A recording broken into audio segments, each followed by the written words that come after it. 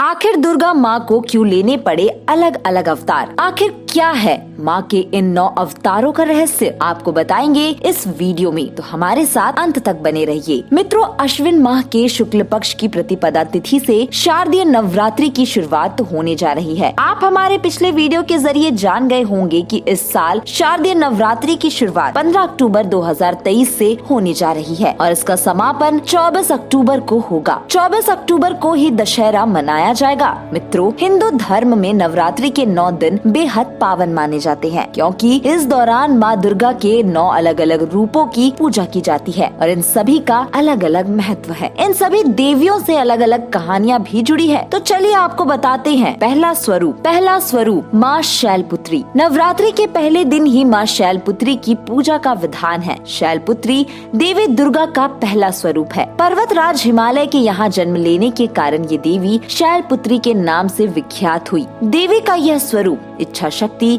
और आत्म बल को दर्शाता है। माँ दुर्गा का यह मानवीय स्वरूप बताता है कि मनुष्य की सकारात्मक इच्छा शक्ति ही भगवती की शक्ति है। इनकी पूजा करने से चंद्रमा से संबंधित सभी दोष दूर होते हैं। दूसरा स्वरूप माँ ब्रह्मचारिणी यानी तप की देवी। देवी दुर्गा का दूसरा स्वरूप ब्रह्मचारिणी का है। ब्रह्मा की इच्छा शक्ति और तपस्वरी का आचरण करने वाली यह देवी त्याग की प्रतिमूर्ति है। इनकी उपासना से मनुष्य में तप, त्याग, वैराग्य, सदाचार और संयम की वृद्धि होती है। साथ ही कुंडली में मंगल ग्रह से जुड़े सारे दोषों से मुक्ति भी मिलती है। तीसरा स्वरूप माँ चंद्रघंटा यानी नाद की देवी।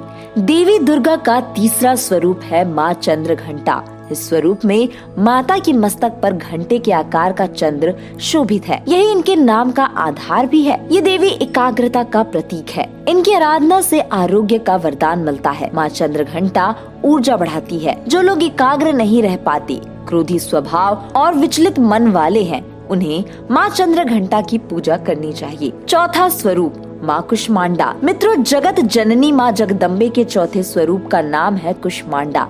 देवी का यह स्वरूप ब्रह्मांड का सृजन करता है। अपनी मंद हल्की हंसी द्वारा ब्रह्मांड को उत्पन्न करने के कारण इनका नाम कुष्मांडा पड़ा। माँ कुष्मांडा नवीनता का प्रतीक है और सृजन की शक्ति। अपनी लौकिक परलौकिक उन्नति चाहने वालों को कुष्मांडा माँ की उपासना अवश्य करनी चाहिए। पांचवा स्वरूप माँ स्कंद माता। मित्रों, इसके बाद नवरात्रि के 5वें दिन माँ स्कंद माता की पूजा का विधान है। भगवान स्कंद यानी कार्तिकेय की माता होने के कारण ये स्कंद माता कहलाई।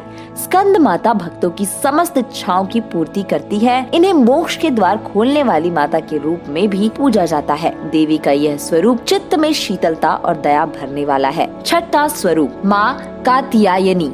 नवरात्रि की षष्ठी तिथि देवी कात्यायनी को समर्पित है। इस दिन माँ दुर्गा के कात्यायनी स्वरूप की पूजा की जाती है। ऋषि कात्यायन की पुत्री होने से वह कात्यायनी कहलाई।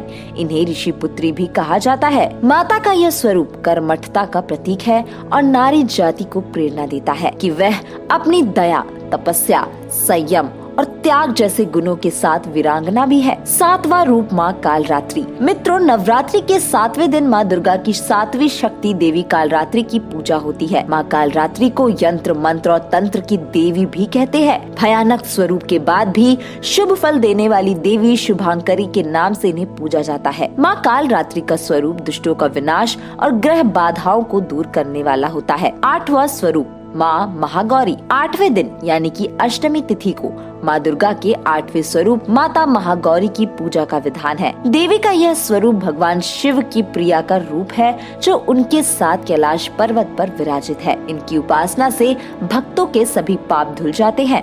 9वां माँ सिद्धिदात्री। माँ दुर्गा का 9वां स्वरूप सिद्धिदात्री देवी है। ये सभी सिद्धियों की अधिष्ठता यानी उनको नियंत्रित करने वाली है। यही सभी प्रकार की सिद्धियों को प्रदान करती है। इनकी उपासना के बाद भक्तों की सभी मनोकामनाएं पूर्ण हो जाती है। कहा जाता है कि वीर हनुमान को माँ सिद्धिदात्री की कृपा से ही 8 सिद्धियां और 9 निधियों का वरदान मिला था। मित्रों, फिलहाल इस वीडियो में इतना ही। आपको जानकारी कैसी लगी कमेंट करके जरूर बताएं।